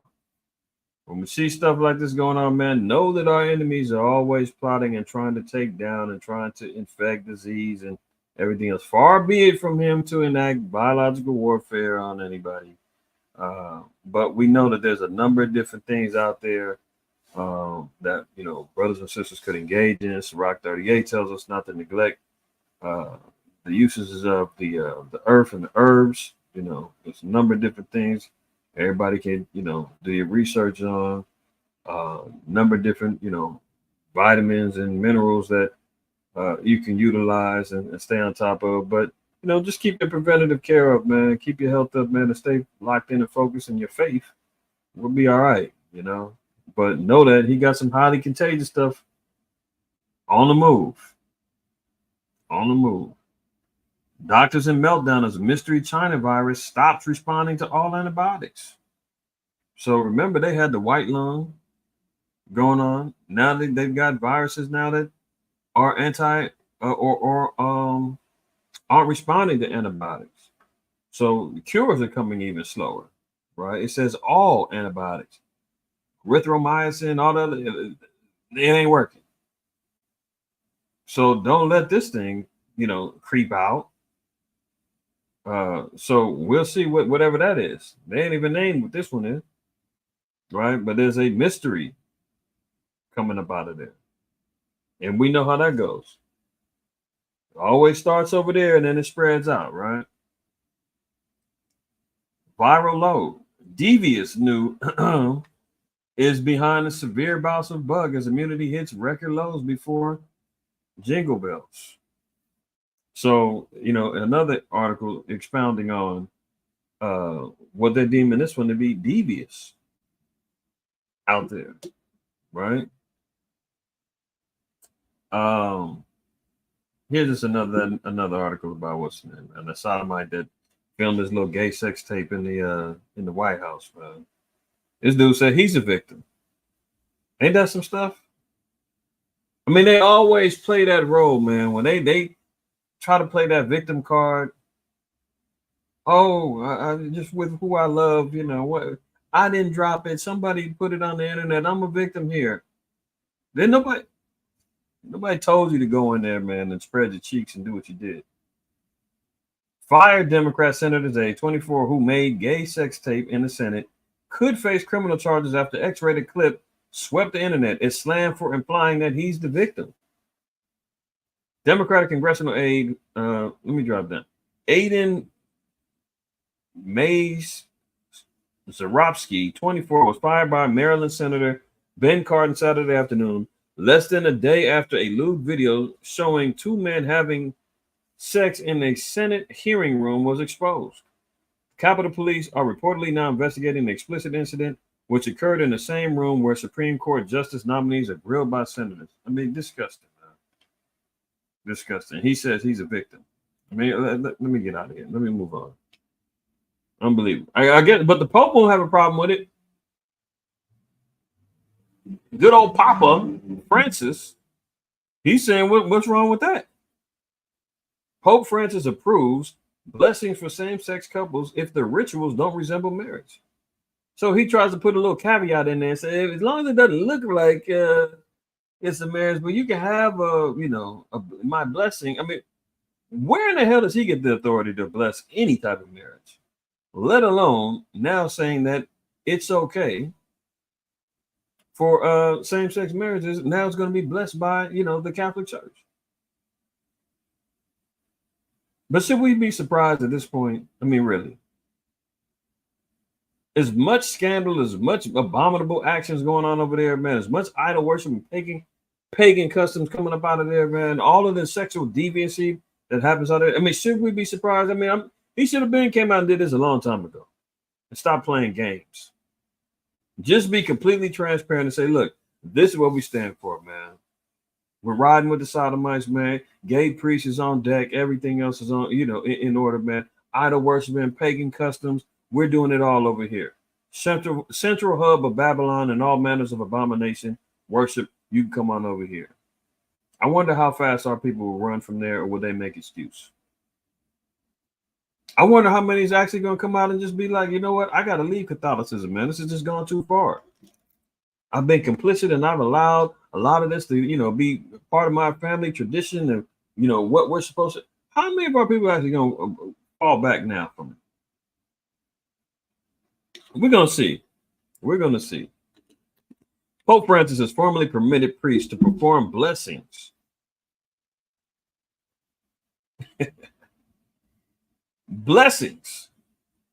They say this is a blessing now, huh? Amos 5, what is it, 21, I think?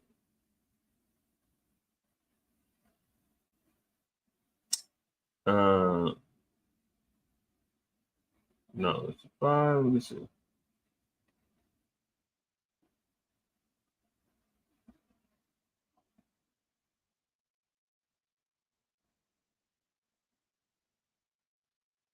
Oh, hold on. See good evening.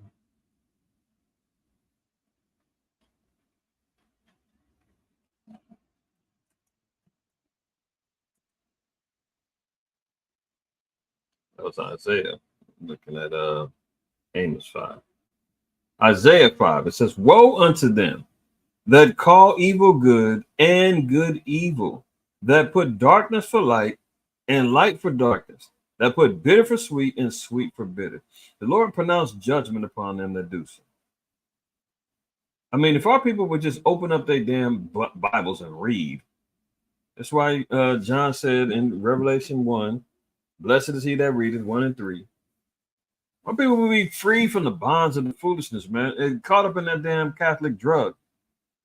Woe unto them that call good evil. Now, they just got to saying that the Pope Francis formally permitted priests to perform blessings for same-sex couples. Woe unto them that call good evil and evil good. How are you going to bless a same-sex couple when the Bible explicitly tells you that's abominable? Explicitly. The judgment was death. And they're saying, we're going to bless you. Everything's great. Congratulations. You may now kiss your bride. A move that stops short of sanctioning same-sex marriages, but it's still being heralded by some LGBTQ plus advocates as historic. The document from the Vatican's Doctrine Office released Monday reaffirmed its previous statement saying marriage is a sacrament between man and woman, but the document says requests for blessings from same-sex couples should not be denied as long as the blessing is not conferred at the same time as a civil union, using set rituals or with the clothing and gestures that are part of the wedding. So here they are saying, well, as long as you don't have your wedding garments on, you can come get the blessing, then you can go do your own ceremony. Oh, but you got it on record that we blessed it, but we can't have a Catholic priest actually conduct the wedding. But more confusion. As long as you don't have the rituals, interesting term that they use, or with the clothing and gestures that are part of a wedding, it's okay. Where is that at in the Bible? I'll wait. But there he goes. Papa laying out more abominations, man. Moving on. Oh, Canada. Justin Trudeau announces plans to install taxpayer-funded free tampon dispensers in Parliament buildings, men's bathrooms for trans staffers. Look at Canada. Riding right along with the beast. All part of the Americas, right? They're part of Babylon as well. They're using taxpayer-funded free tampon dispensers in their Parliament buildings, in the men's bathroom, mind you. Shouldn't that be an awakening call to let you know, man, that the transformers or the transmissions, whatever they're calling them now, you're utilizing a man's bathroom, but you're still having your period and your cycle? Do we read anywhere in the Bible in Leviticus 15 that says that if a man's cycle starts, then he needs to be separated for 7 days? No, you read the woman. Hello? Is that not correct?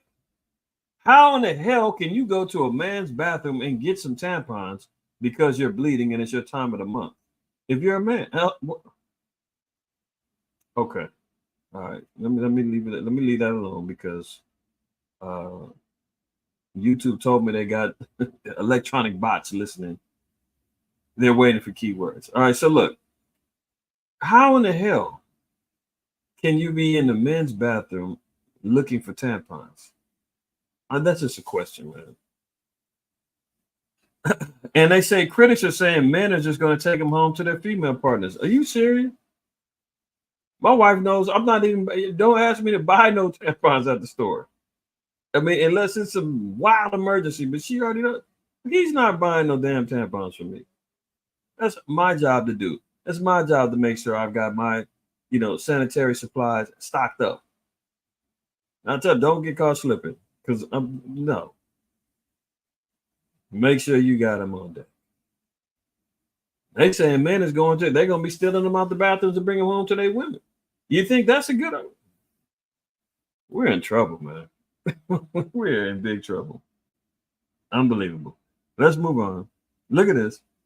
Trans WWE star Gabby Tutt reveals the moment she broke down in tears when a store clerk misgendered her and how she learned to use a handgun after moving from San Fran to anti-LGBTQ Texas. Here he is right here. This is before, this is after. Before, after.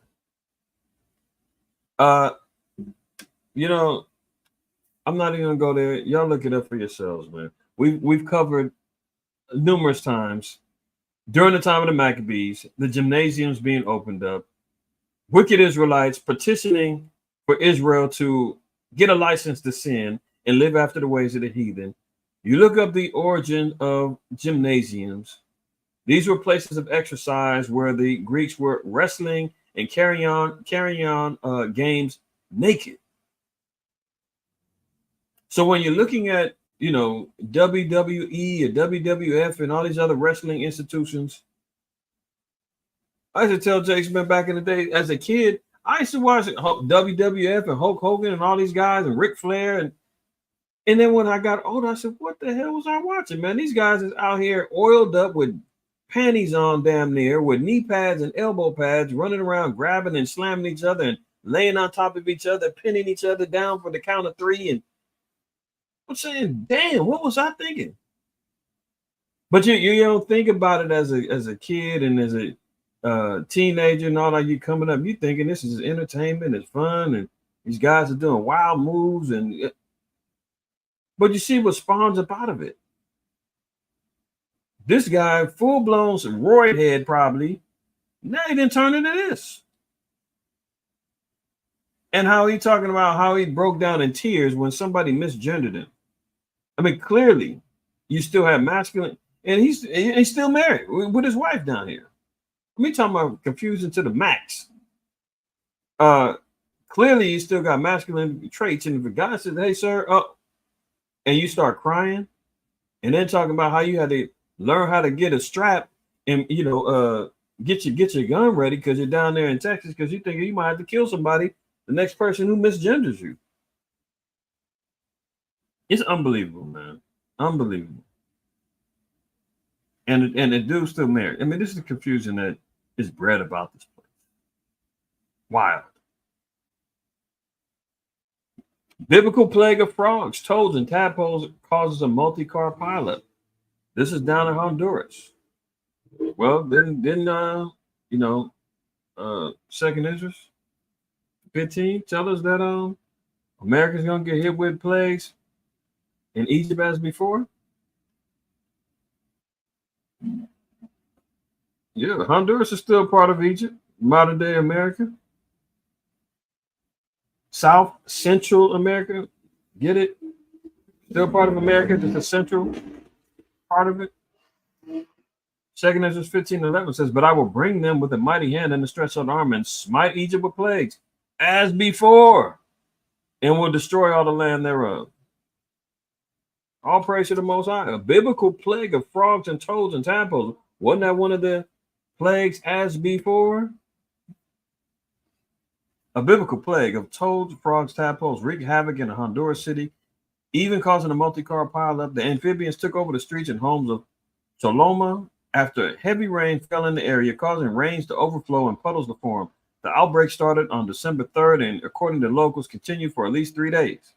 At one point, a pickup truck lost control on the slime left behind and caused a pileup involving at least 5 vehicles, including a tanker, 2 lorries, a motorbike, and was left burnt to a crisp.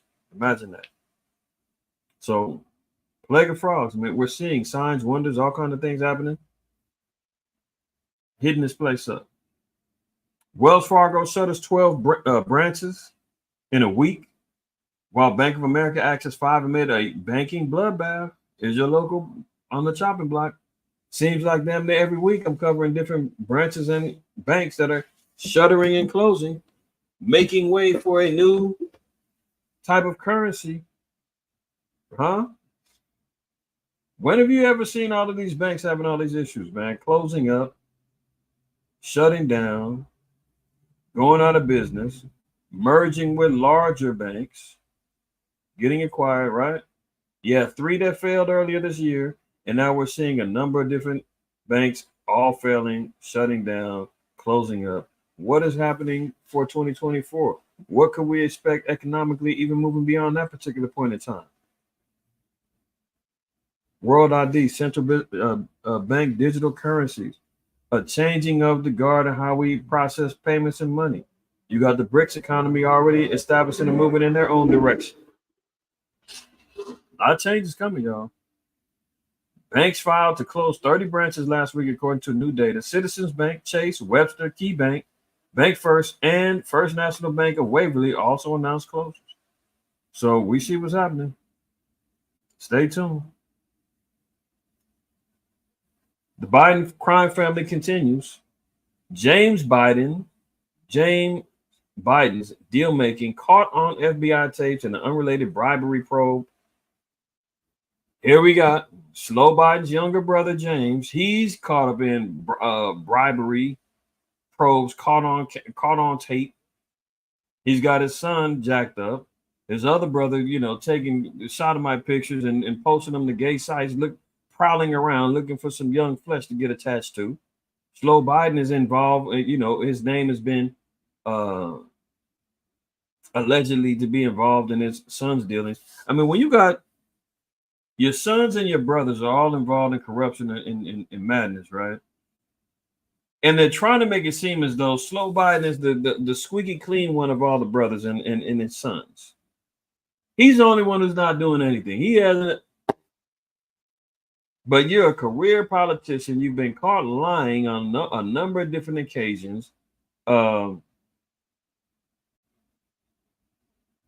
name has been attached to a number of different scandals. And he's still trying to walk around saying, I didn't know about none of this. No. You know a tree by the fruit that it bears, man.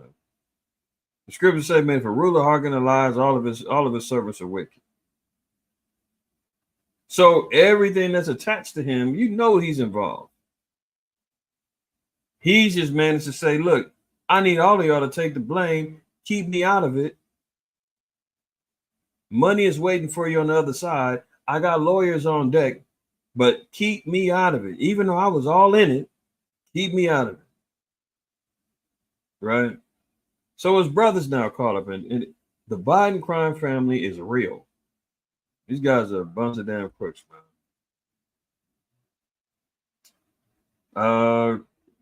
About a week or so ago, X had its biggest outage for people that use X or quote unquote formerly Twitter. They had a outage where people couldn't access and utilize their accounts. Interestingly enough, how this comes on the heels of Elon Musk coming out, riding against politicians, reinstating people that they was highly controversial that they was trying to shut down, not give voices to. He's been quote unquote anti-establishment, so-called, but he could be part of the what they call it, he could be part of the controlled opposition. They let him go out there and make it seem like he's against the system, but meanwhile he's part of the system, just to make it seem as though that there's real freedom fighters. And I mean, we can't trust our enemies with nothing, man. But his platform got attacked. Obviously, they shut it down for a minute, letting it be known, hey man, if you don't be quiet, push a button, man, we can turn your whole damn thing off. So that was interesting. You got Mark Zuckerberg, he out here building a whole compound in Hawaii. Any surprises there? I know everybody probably seen this. A couple of weeks ago, this came out. I'm just getting around to talking about it. But how Mark Zuckerberg is turning an idyllic corner of Hawaii into a Bond villain compound where his family can see out the apocalypse. Why is he worried about an apocalypse? What's he know that we don't know? Right? Unless they're out here telling everybody to go into the little VR, what's the little VR world that they made up over there in Facebook? I forgot the name of it. But he wants everybody attached to VR goggles and living in some old fake matrix. Meanwhile, he's in real time saying, hey, the Most High is going to judge us. We're going to be destroyed. America's going to get bombed. I'm going to go ahead and go build my little bunker, as many of them have. That dude got all kind of madness in his thing, man. I forgot all the details of it, but he's got a major little redoubt going on, and they got a few of them. This is Isaiah 2, and I'm gonna skip a little bit around out here, but I'm gonna read down. Isaiah 2:2 says, "And it shall come to pass in the last days that the mountain of the Lord's house shall be established in the top of the mountains, and shall be exalted above the hills, and all nations shall flow unto it." So the Mount Zion, Israel, is going to be established above all the nations as it should be, right? Deuteronomy 7:6 tells us that's how we was established and created. Deuteronomy 28:1 down to 14 tells us we're supposed to be blessed above all the nations if we keep the commandments. All the nations are going to have to be flowing unto us.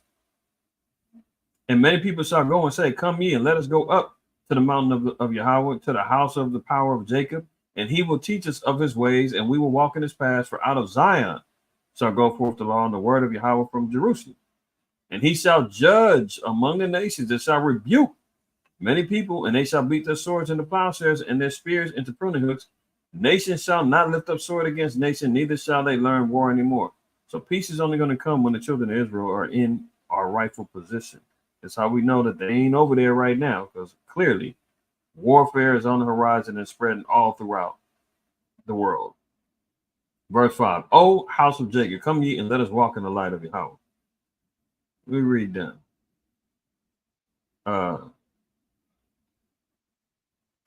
Read down to verse 11. It says, "The lofty looks of man shall be humbled, and the haughtiness of men shall be bowed down, and Yahweh alone shall be exalted in that day.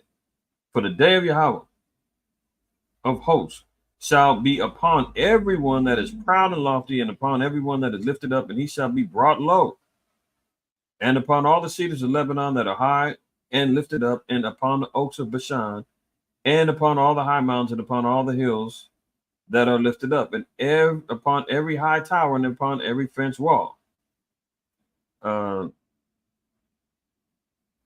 I'm gonna drop down to verse 17. So it's showing you that the humbleness is gonna happen throughout all the nations, all the high-minded haughtiness that was going on, man. Most High is gonna shut all of that down.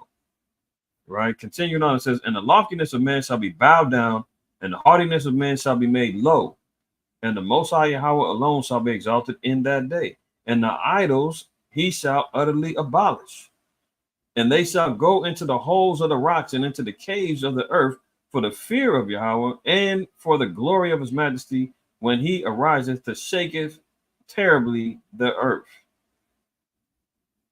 That goes along with I think it's Revelation 9:16, which tells you that they're going to try to escape into underground bunkers and call and ask for the rocks to fall upon them, trying to escape judgment. See, it said they're going to go into the holes of the rocks and into the caves of the earth.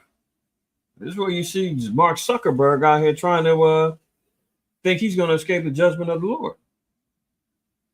Look, with its blast-proof doors, huge underground bunker, and fortress-like security, it sounds more like a Bond villain's lair than a family home.